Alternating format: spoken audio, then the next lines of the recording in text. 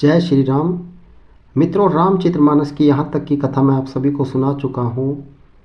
इससे पहले हमने आपको सुंदर कांड सुनाया था। आज की कथा है लंका कांड में प्रारंभ होने जा रहा है और लंका कांड में भगवान श्री राम द्वारा पुल निर्माण और राक्षसों के वध का वर्णन आएगा। मंगलाचरण।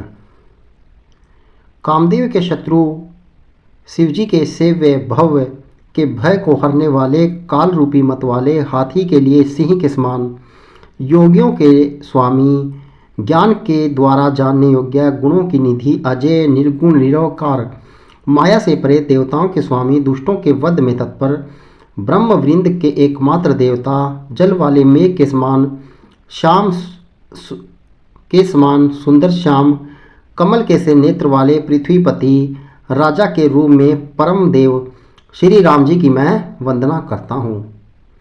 शंख और चंद्रमा की सी क्रांति के अत्यंत सुंदर शरीर वाले, व्याघ चर्म के वस्त्र वाले, काल के समान भयानक सर्पों का आभूषण धारण करने वाले, गंगा और चंद्रमा के प्रेमी, काशीपति, कलयुग के पाप समूह का नाश करने वाले, कल्याण के कल्पवृक्ष, गुणों के निधान और कामदेव को भस्म करने वाले पार्वतीपति वंदनीय श्री शंकर जी को मैं नमस्कार करता हूँ। जो संत पुरुषों को अत्यंत दुर्लभ केवल्य मुक्ति दे डालते हैं और जो दुष्टों को दंड देने वाले हैं, वे कल्याणकारी श्री शंभु मेरे कल्याण का विस्तार करें। लव, निमेष, परमाणु, वर्ष, युग और कल्प जिनके प्रचंड बाण है और काल जिनका धनुष है, हे मन, तू उन श्री राम जी को क्यों नहीं भजता। नल नील द्वारा पुल बांधना, श्री राम जी द्वारा श्री रामेश्वर की स्थापना। समुद्र के वचन सुनकर प्रभु श्री राम जी ने मंत्रियों को बुलाकर ऐसा कहा, अब विलंब किस लिए हो रहा है, सेतु पुल तैयार करो जिसमें सेना पार उतर जाए। जामवंत ने हाथ जोड़कर कहा, हे सूर्यकुल के ध्वज स्वरूप श्री राम जी सुनिए, हे नाथ, सेतु तो आपका नाम ही है जिस पर चढ़कर मनुष्य संसार रूपी समुद्र से पार हो जाते हैं। फिर यह छोटा सा समुद्र पार करने में कितनी देर लगेगी। ऐसा सुनकर श्री पवन कुमार श्री हनुमान जी ने कहा, प्रभु का प्रताप भारी बड़ नावल समुद्र की आग के समान है। इसने पहले समुद्र के जल को सोख लिया था, परंतु आपके शत्रुओं की स्त्रियों के आंसुओं की धारा से यह फिर भर गया और उसी से खारा भी हो गया। हनुमान जी की यह अतियुक्ति सुनकर वानर श्री रघुनाथ जी की ओर देखकर हर्षित हो गए। जामवंत ने नल नील दोनों भाइयों को बुलाकर उन्हें सारी कथा कह सुनाई और कहा, मन में श्री राम जी के प्रताप का स्मरण करके सेतु तैयार करो, कुछ भी परिश्रम नहीं होगा। फिर वानरों के समूह को बुला लिया और कहा, आप सब लोग मेरी कुछ विनती सुनिए। अपने हृदय में श्री राम जी के चरण कमलों को धारण कर लीजिए और सब भालू और वानर एक खेल कीजिए। विकट वानरों के समूह आप दौड़कर जाइए और वृक्षों तथा पर्वतों के समूह को उखाड़ लाइए।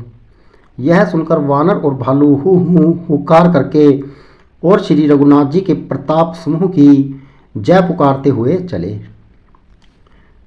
बहुत ऊंचे ऊंचे पर्वतों और वृक्षों को खेल की तरह ही उखाड़कर उठा लेते हैं और ला लाकर नल नील को देते हैं। वे अच्छी तरह गढ़कर सुंदर सेतु बनाते हैं। वानर बड़े बड़े पहाड़ ला ला कर देते हैं और नल नील उन्हें गेंद की तरह ले लेते हैं।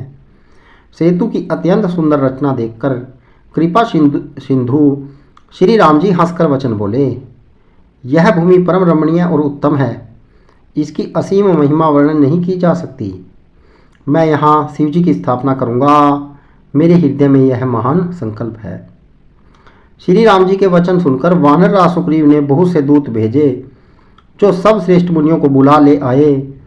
शिवलिंग की स्थापना करके विधि पूर्वक उसका पूजन किया। शिवजी के समान मुझे दूसरा कोई प्रिय नहीं है। जो शिव से द्रोह रखता है और मेरा भक्त कहलाता है, वह मनुष्य स्वप्न में भी मुझे नहीं पाता। शंकर जी से विमुख होकर जो मेरी भक्ति चाहता है, वह नरकगामी, मूर्ख और अल्प बुद्धि है। जिनको शंकर जी प्रिय हैं, परंतु जो मेरे द्रोही हैं एवं जो शिव जी के द्रोही हैं और मेरे दास हैं, वे मनुष्य कल्प भर घोर नरक में निवास करते हैं। जो मनुष्य मेरे द्वारा स्थापित किए हुए रामेश्वरम के दर्शन करेंगे वे शरीर छोड़कर मेरे लोक को जाएंगे, और जो गंगा जल लेकर इन पर चढ़ावेगा वह मनुष्य सायुज्य मुक्ति पावेगा, अर्थात मेरे साथ एक हो जाएगा। जो छल छोड़कर और निष्काम होकर श्री रामेश्वर की सेवा करेंगे उन्हें शंकर जी मेरी भक्ति देंगे, और जो मेरे बनाए सेतु का दर्शन करेगा वह बिना ही परिश्रम संसार रूपी समुद्र से तर जाएगा। श्री राम जी के वचन सबके मन को अच्छे लगे। तदंतर वे श्रेष्ठ मुनि अपने अपने आश्रम को लौट आए। शिव जी कहते हैं, हे पार्वती, श्री रघुनाथ जी की यह रीति है कि वे शरणागत पर सदा प्रीति करते हैं।